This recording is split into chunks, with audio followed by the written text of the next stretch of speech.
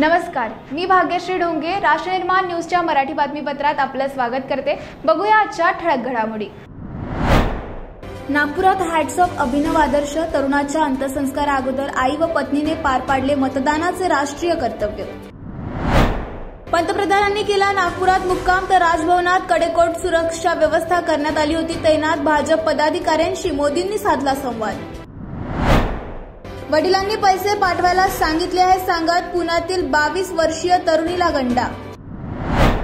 ठळक घडामोडीनंतर आता सविस्तर वृत्त। सर्वसाधारण कुटुंबीय अक्षरशः त्या धक्क्याने कोलमडते। मात्र नागपुरात असाच दुःखाचा डोंगर कोसळला असतानाही पत्नी व आईने मतदानाचा हक्क बजावून राष्ट्रीय कर्तव्य बजावले आहे। डोळ्यात अश्रू, हृदयात कालवा कालव या स्थितीत मुलाचे अंत्यसंस्कार होण्याआधी त्यांची आई व त्यांच्या पत्नीने मतदान केंद्र गाठून मतदान केले। नागपुरातील तात्या टोपेनगर मधली ही घटना असून परिसरातील नागरिकांच्या तोंडून हॅट्स ऑफ हे शब्द बाहेर पडते। दुःखाच्या क्षणात राष्ट्रीय कर्तव्य पार पाडणाऱ्या मातेचे नाव मैथिली करू असून तात्या टोपेनगर निवासी अभिनय राम करू वय वर्ष 39 या तरुणाचे शुक्रवारी सकाळी निधन झाले। अभिनव हा अभियंता होता व नागपुरातील सोमवार शाळेतून त्याने शालेय शिक्षण घेतले होते। तो बरीच वर्ष अमेरिकेत नोकरीनिमित्त होता, मात्र या दरम्यान त्याला ALS या मोटार न्यूरॉन आजाराने ग्रासले।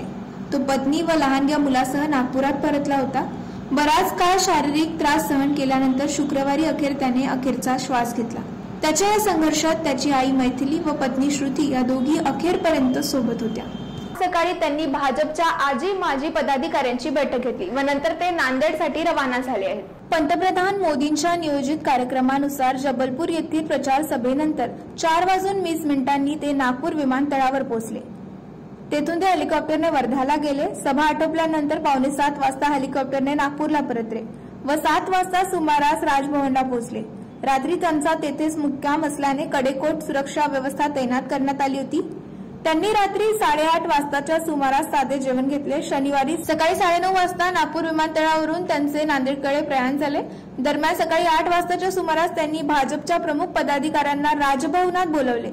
त्यात आजी माजी आमदारांसोबतच जवळपास 15 प्रमुख पदाधिकाऱ्यांचा समावेश होता, अशी सूत्रांकडून माहिती मिळते। पूर्व विदर्भात झालेले एकूण मतदान आणि नेमक्या स्थिती ते जाणून घेण्याची शक्यता आहे।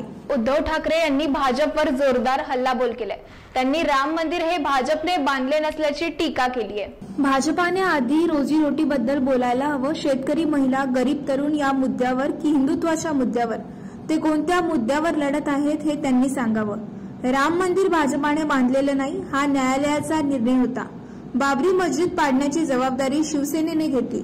मुख्यमंत्री म्हणून मी विधानसभेत हिंदुत्वावर बोललो आहे, लोकांना ते माहितीही आहे। पण आज माझ्यासाठी सर्वात मोठा मुद्दा हा आहे की मला मोदी सरकार नाही तर भारत सरकार हवं आहे।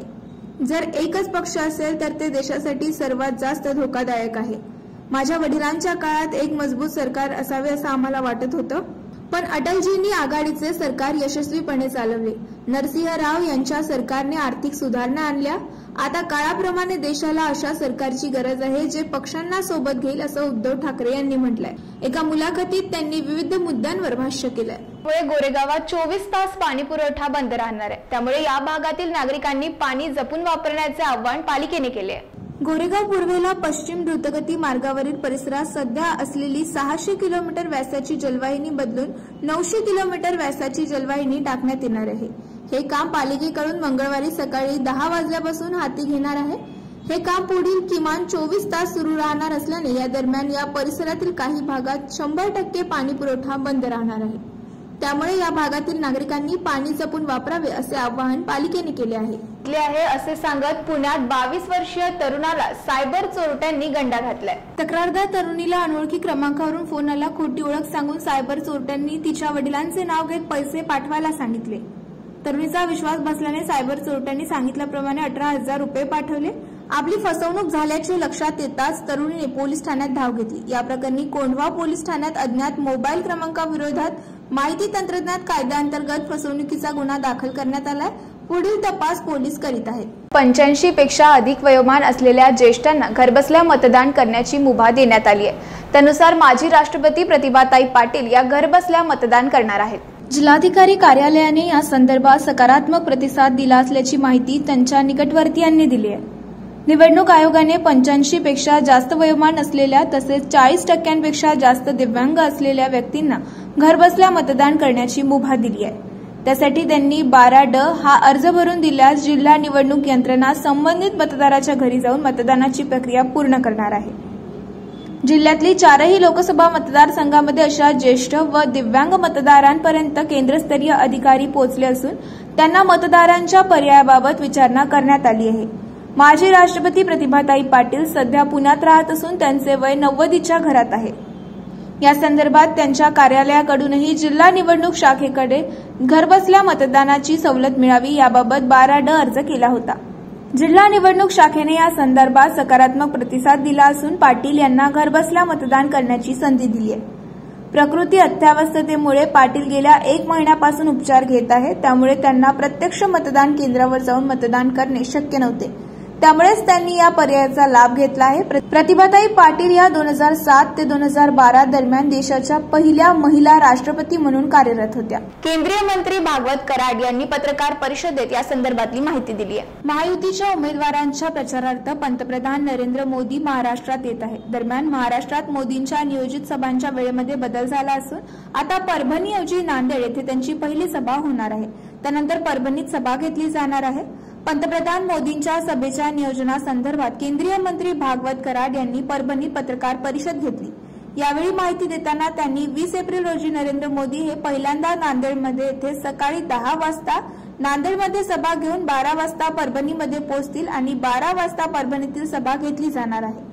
परभणीच्या सभेसाठी मुख्यमंत्री एकनाथ शिंदे, उपमुख्यमंत्री अजित पवार, देवेंद्र फडणवीस हे उपस्थित राहणार असून परभणीची जागा निश्चितपणे महादेव जानकर हे 2 लाखांच्या मताधिक्याने जिंकतील असा विश्वासही भागवत कराड यांनी व्यक्त केलाय। आज परभणीत दाखल झाले। यावेळी त्यांनी परभणीतील सभेत महादेव जानकर आपला छोटा भाऊ असल्याचा उल्लेख केला। त्यावेळी आनंदात महादेव जानकरांनी सिटी वाजवत आनंद व्यक्त केलाय। महायुतीचे उमेदवार आणि रसपाचे प्रमुख महादेव जानकरांच्या उमेदवारीसाठी मोदींनी परभणीत सभा घेत काँग्रेसवर निशाणा साधलाय। इंडिया आघाडीवर हल्लाबोल करताना मोदींनी राज्यातील महायुती सरकार हे विकासाची कास धरून राज्याचा विकास करत असल्याचं म्हटलंय। परभणी लोकसभेसाठी 26 एप्रिल रोजी मतदान होत असून महादेव जानकरांना शिवसेना ठाकरे गटाचे उमेदवार संजय बंडू जाधव यांनी आव्हान दिलंय। मात्र परभणीचे गत 2019 चे राष्ट्रवादीचे उमेदवार राजेश विटेकर हेही यंदा महादेव जानकरांसोबत आहेत। महायुतीतील राष्ट्रवादी काँग्रेसची जागा महादेव जानकर यांच्यासाठी सोडल्याने राजेश विटेकर हेही जानकरांच्या प्रचारासाठी मैदानात उतरले आहेत। त्यातच आज नरेंद्र मोदींची सभा झाल्याने महायुतीच्या उमेदवारांसह सर्वांचा उत्साह वाढला आहे। त्यावेळी परभणीकरांनी महायुतीचे उमेदवार आणि माझे लहान भाऊ महादेव जानकर यांना निवडून द्या असे आवाहन मोदींनी केलंय। मोदींनी लहान भाऊ म्हणताच महादेव जानकर यांनी आपल्या जागेवरून उठून हात जोडून सर्वांना अभिवादन केले। विशेष म्हणजे मोदींनी मंचावरच महादेव जानकरांच्या हातात त्यांचं उमेदवारीचं चिन्ह असलेली शिट्टी दिली, तर जानकरांनीही ती शिट्टी जोरजोरात वाजून दाखवली। माझा लहान भाऊ विजयी होण्यासाठी तुम्ही घरोघरी जाऊन मोठ्या प्रमाणात मतदान करण्यासाठी लोकांना मार्गदर्शन करावे। पोलिंग बूथवर जाऊन सर्वांचे मन जिंकावी लागतील। घरोघरी जाऊन सगळ्यांना सांगा की मोदी भाई परभणीत आले होते, सर्वांना मी नमस्कार केलाय, माझा हा नमस्कार तुम्ही प्रत्येक घरात पोहोचवा असं देखील मोदी म्हणाले। दरम्यान आता रोहित पवारांनी अजित पवारांवर बोचरी टीका केली आहे। भाजपनं अजित पवारांना लोकल नेता केला आहे अशी टीका पवारांनी केली आहे। भाजपानं अजित पवारांना लोकल नेता बनवलाय। शरद पवारांच्या नेतृत्वात काम करायचे तेव्हा अजित पवार महाराष्ट्रभर फिरायचे, पण सध्या मात्र ते बारामतीत अडकले असं रोहित पवार म्हणाले। भाजपने अजित पवारांना लोकल नेता बनवलं आहे। शरद पवारांच्या वयासंदर्भात कायम बोललं जातं। आज आमचा 70 वर्षाचा युवा नेता राज्यभर 40 ते 50 सभा घेणार आहेत, मात्र अजित पवार फक्त बारामतीत फिरताना दिसत आहेत। महाराष्ट्रभर अजित पवारांनी बोलू नये अशी भाजपची इच्छा आहे। अजित पवारांसंदर्भात राज्यात नकारात्मक वातावरण भाजपामध्ये निर्माण झालंय। त्यातच बारामतीत अजित पवारांचा उमेदवार 3 लाखांनी मागे असल्याचं देखील दिसत असल्याचं रोहित पवार म्हणाले। मंत्री होतो तवा जेवायला बोलवायचे, आता चहाबी पाजत नाही अशा रांगडी भाषेत रयत क्रांती संघटनेचे सर्वेसर्वा सदाभाऊ खोत यांनी आपली खदखद व्यक्त केली आहे। माजी मंत्री सदाभाऊ खोत कोल्हापुरात आले होते। सदाभाऊंनी आपल्या खुमासदार शैलीत कोल्हापुरात भाषण केले। मंत्रीपद गेल्यानंतरचे दुःख सदाभाऊंनी बोलून दाखवले। मंत्रीपद गेले, आता मी एकटाच राहिलो, रांगड्या भाषेत त्यांनी भाषण केलंय। माजी मंत्री सदाभाऊ खोत महायुतीच्या उमेदवाराचा प्रचार करत आहेत। गावोगावी जाऊन ते प्रचार करत आहेत। आपल्या अस्सल रांगडी भाषेत सदाभाऊंनी भाषण केलं आहे.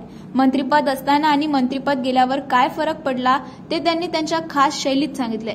त्यांच्या भाषणाला प्रचंड प्रतिसाद मिळत आहे. रयत क्रांती संघटनेचे सर्वेसर्वा सदाभाऊ खोत आपल्या रांगडी भाषेसाठी प्रसिद्ध आहे. आपल्या खास शैलीत सदाभाऊ विरोधकांचा समाचार घेतात. दुःख वेदना मांडतात नाही. आपल्या खास आणि खुमासदार शैलीत ते असं काही सांगून जातात की हसता हसता मनाला चटका लागतो.